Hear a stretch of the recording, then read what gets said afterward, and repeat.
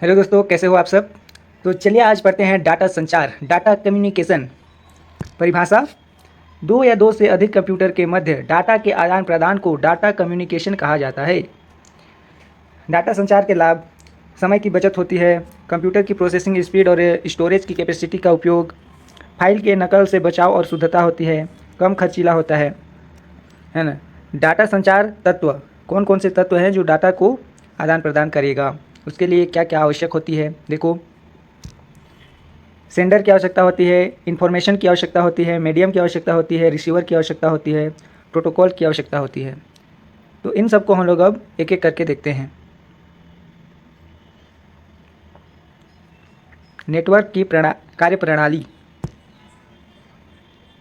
पहला है प्रेषक, सेंडर। सेंडर किसको बोलते हैं? नेटवर्क का वह बिंदु जहाँ से कम्युनिकेशन प्रारंभ होता है। प्रेषक वह व्यक्ति या सिस्टम होता है जो नेटवर्क के माध्यम से किसी अन्य कंप्यूटर को संदेश भेजता है। ये सेंडर कौन है? ये कंप्यूटर या व्यक्ति है जो किसी दूसरे कंप्यूटर को संदेश भेजता है। ठीक है, संदेश क्या करेगा? भेजेगा। उसको क्या बोलते हैं? सेंडर। अब सूचना, इंफॉर्मेशन, कोई भी महत्वपूर्ण जानकारी जो नेटवर्क के माध्यम से सेंडर द्वारा सेंड की जाती है वह क्या कहलाता है? इन्फॉर्मेशन। यानी कि ये सेंडर है और ये जो कुछ भी भेज रहा है दूसरे कंप्यूटर को, मान के चलिए ये कंप्यूटर को जो कुछ भी ये भेज रहा है तो यह क्या कहलाएगा? इन्फॉर्मेशन यानी सूचना। अब देखते हैं आगे माध्यम। माध्यम क्या होता है? माध्यम संदेश को एक स्थान से दूसरे स्थान पहुंचाने के लिए जिस उपकरण का उपयोग किया जाता है उसको क्या कहते हैं?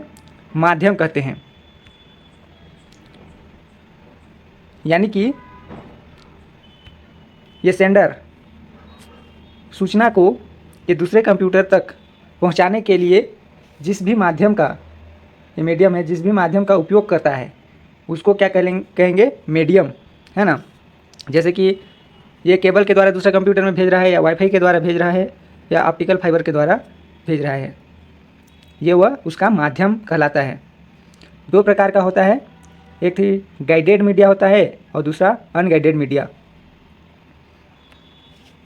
तो देखते हैं गाइडेड मीडिया। जब डाटा का ट्रांसमिशन किसी केबल के द्वारा किया जाता है तो उसको गाइडेड मीडिया कहते हैं। जैसे कि कोएक्सियल केबल या फाइबर ऑप्टिकल केबल, है ना, और आगे है ट्विस्टेड पेयर केबल, ये सब गाइडेड मीडिया हैं। दूसरा है अनगाइडेड मीडिया। जब डाटा का ट्रांसमिशन किसी वायरलेस टेक्नोलॉजी के द्वारा किया जाता है तो उसे अनगाइडेड मीडिया कहते हैं। जैसे कि वाईफाई हो गया, रेडियो ट्रांसमिशन, सैटेलाइट, माइक्रोवेव, ये सब होता है। आगे देखते हैं प्राप्तकर्ता। अब प्राप्तकर्ता यानी रिसीवर क्या होता है? नेटवर्क का वह बिंदु जहाँ कम्युनिकेशन का अंत होता है। नेटवर्क का वह बिंदु जहाँ कम्युनिकेशन का अंत होता है। प्राप्तकर्ता वह व्यक्ति या सिस्टम होता है जो सेंडर द्वारा भेजे हुए संदेश को प्राप्त करता है। यहाँ देखिए चित्र में समझिए, ये सेंडर है। अब सेंडर कोई मैसेज को, है ना, कोई सूचना को, ये सेंडर कोई मैसेज को जिस माध्यम से भेज रहा है दूसरे कंप्यूटर तक, है ना, दूसरे कंप्यूटर तक भेज रहा है तो दूसरे कंप्यूटर वो उसका क्या कहलाएगा? रिसीवर यानी प्राप्तकर्ता कहलाएगा। अब आगे है प्रोटोकॉल। प्रोटोकॉल के बारे में देख लीजिए। प्रोटोकॉल नियमों का वह समूह है जो कंप्यूटर में डाटा ट्रांसमिशन करने के लिए बनाया गया है। कंप्यूटर में डाटा ट्रांसमिशन के लिए बनाया गया है। नेटवर्क में संचार स्थापित होने से संचार खत्म होने तक नेटवर्क कैसे कार्य करेगा और डाटा एक स्थान से दूसरे स्थान तक कैसे पहुंचेगा, यह प्रोटोकॉल के माध्यम से संभव हो पाता है। उदाहरण के लिए यूआरएल में प्रोटोकॉल के रूप में HTTP का उपयोग किया जाता है।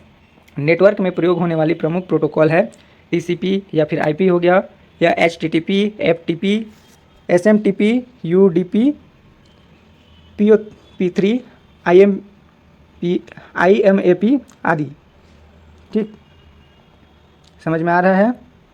तो क्या बोल रहा है इसको समझिए।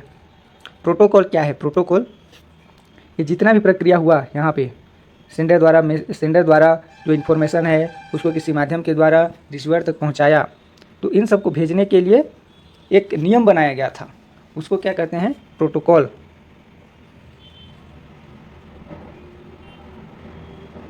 ओके, थैंक यू, आज के लिए इतना ही।